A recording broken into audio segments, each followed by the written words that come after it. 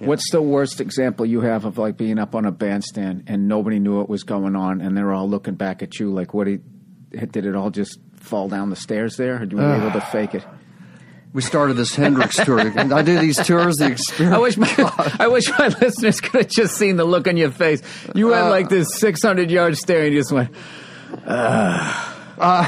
Okay, yeah. What were you thinking about? I was thinking, the first thing that came to my mind, I'm the drummer for the Experience Hendrix tours, which I play with everybody. Right. It's like 3 hours long, and we did this one tour that started in D.C., and the idea was, everybody knows Jimi Hendrix songs, and we'll just all show up, and and we go, we got this. Yeah, we got this, and we're play with these guys, and how does he do it, and does he do it the same, whatever? And so we go out there, this sold-out house, and it's like, I'm counting off the song, guys are going, what key is it in? I'm like, you got to be kidding me. Oh, no. So it's like train wreck after train wreck, and they're not only looking at me, but, I'm going, I thought this is where it goes to the chorus, but how come what are you doing? And they're looking at me, and I'm looking at them, and, this whole thing, it's like everybody's up there with their pants down, and everybody in the audience. How many people are watching? 4,000. Oh, Jesus. And they're like with their mouths open going, I paid $250 for this seat. What are y'all doing up there? And it's just like mayhem. I'm going, And how many gigs? I mean, I imagine after that, you guys just immediately went to the practice room and worked it out. Well, but then you're on the tour, so it's like you're gigging every day, and so you just catch can, sound check. Hey, let's get together in this room. Let me show you what I was thinking on that song. And for me, I'm listening to everybody because everyone's, hey, let's do this. Hey, let's not do that. I'm going, okay, let me keep this straight because in a few hours we're going to go hit.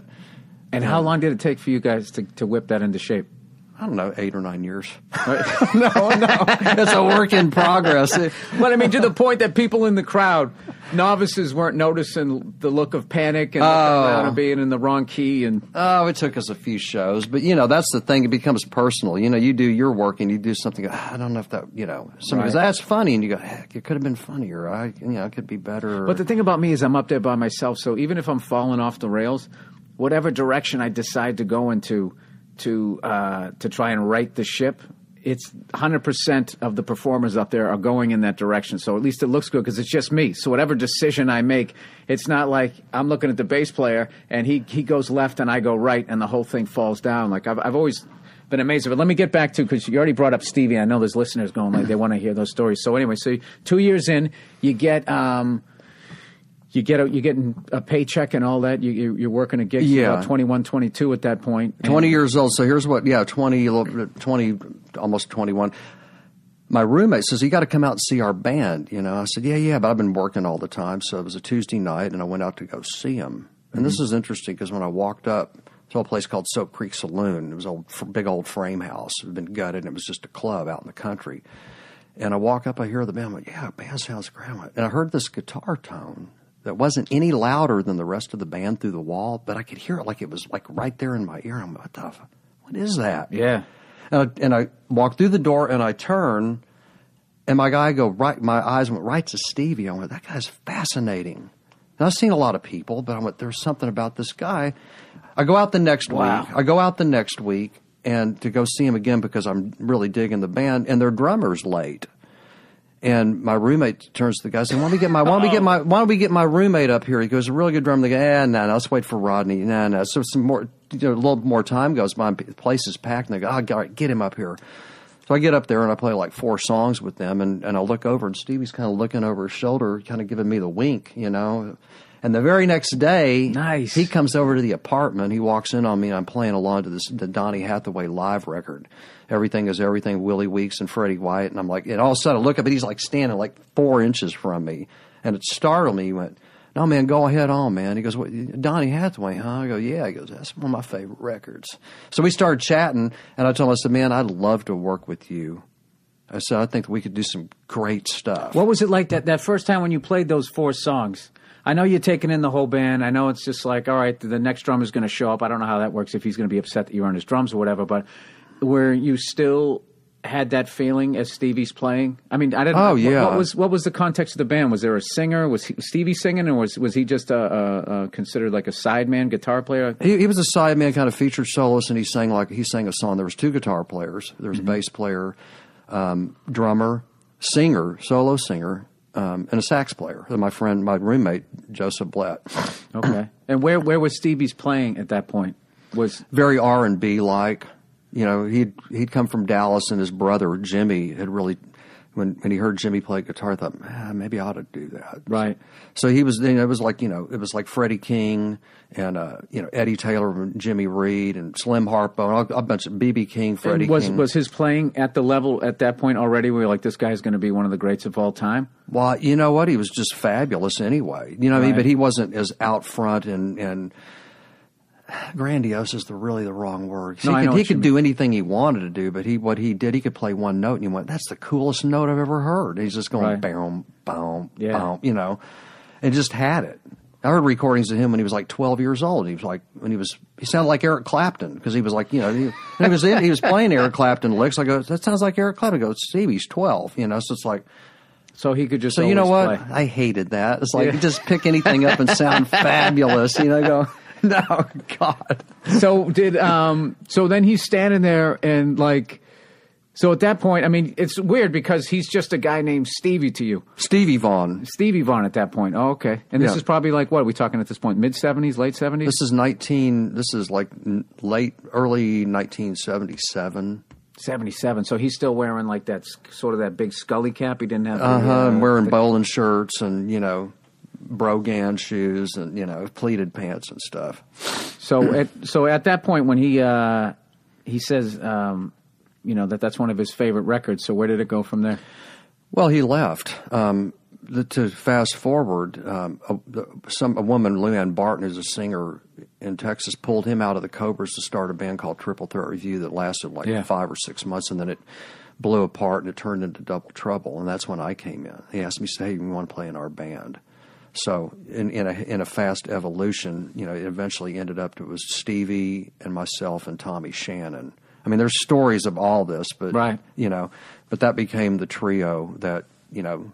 What was that like the first? And I know you've probably asked these a zillion times, but what was that like the first time you guys all got together in a room when it was just the three of you and there was all that space now for Stevie to play? Well, that's when his guitar playing started changing, because he was, you know, to me, he's a musical genius, and that he followed that intuition perfectly, the thing we were just talking about. Mm-hmm. And that he knew that he couldn't be in a trio format. He couldn't be just a rhythm and blues guitar player. So he immediately started incorporating solos and rhythm all into one kind of thing, which sounded like 2 or 3 guitar players, like a 4 or 5 piece band with three guys. Right. And he was singing because he was singing all the songs, and he develops quickly. You know, his singing developed very, very quickly. So now we kind of start stepping out. But the part of the reason that we went from a 5-piece band to a 3-piece band is that someone said, "Man, you ought to do like a Jimi Hendrix tune." And so we did. And I went, "Guy, sounds like Hendrix." And then everybody was like, "What's the first one you guys did?" We did Voodoo Child, and we did it forever. We did it our whole life. But we did, you know, we do a gig every once in a while where we do all Hendrix stuff, Manic Depression and Hey Joe and you know, but everybody else in the band was like, "Don't play that shit." You know, we're a blues band, you know, and it just kind of the rub became a wedge. Is really kind of what happened on the musical side of all that. Was that like Texas blues purists saying not to play that?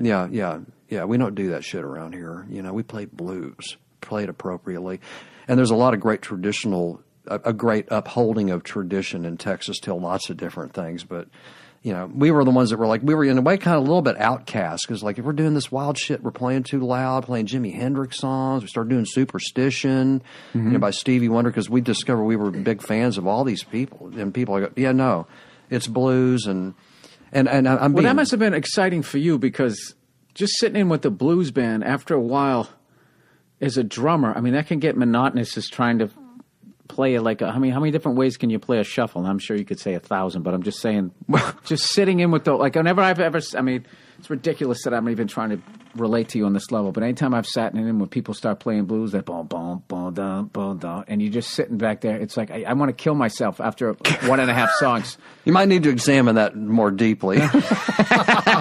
No, you know what? It's funny because I tell people, they go, "Hey, you know this and that about your playing." I only know like 4 beats, but I know a lot of different ways to play the same 4 beats. I mean, and shuffles are like endless, and that's what's actually beautiful about them to me. And I didn't know this until I started doing that, and somebody said, "Hey, man, check this out."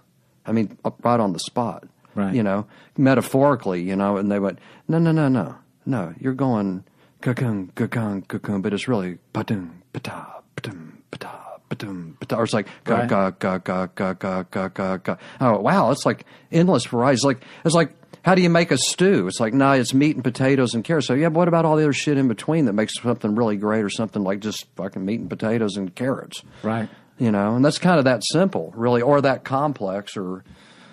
The only way I can compare that to what I do is, I guess, if you take a joke and you can just do the joke, you can just stand there and say it, you can act it out, you can have two characters in it talking, and you can end up basically taking something that was essentially a shit joke or a dick joke or whatever, and you can actually flesh it out into a piece, which I guess, I don't know what there's really no definitions in comedies, like what makes a bit, what makes a piece, but you can have a little performance piece out of that. And I've such an admiration for like musicians, your guys' ability to like, I don't feel like what I do as far as just like talking and that type is everybody talks, so it's kind of like you're jamming all day with people, so you can immediately think something and then say it. The fact that you guys can do that musically, like sonically, think a fill or think a lick, and then just as you're thinking it, play it the way if I thought of whatever words I'm saying right now. I mean, to me, like that is when you like really master like an instrument or something like that. You know, it's funny, when I saw your show in Austin, you came out talking about dogs' balls, you know? Yeah. Everybody's cutting their balls off, yeah, you know? Yeah. And I thought, that's funny as shit. And I go, that's true. You know, we got a dog, and my wife said, we got to get him fixed. I went, can't we let him have him tear off one piece before? She's like, no. But I'm thinking about it. You said it, and I actually related that skit to somebody else, and they were like, and so what's the deal? I was like, it was funny as shit when he said it. Yeah. You know? That's like when I try to play your stuff on the drum. When Chris plays it, it sounds awesome. No, it's like, fuck, gives you the chills. When I play it, makes people go, shut up. Oh, God. Like, how much longer you playing? Like all of that stuff.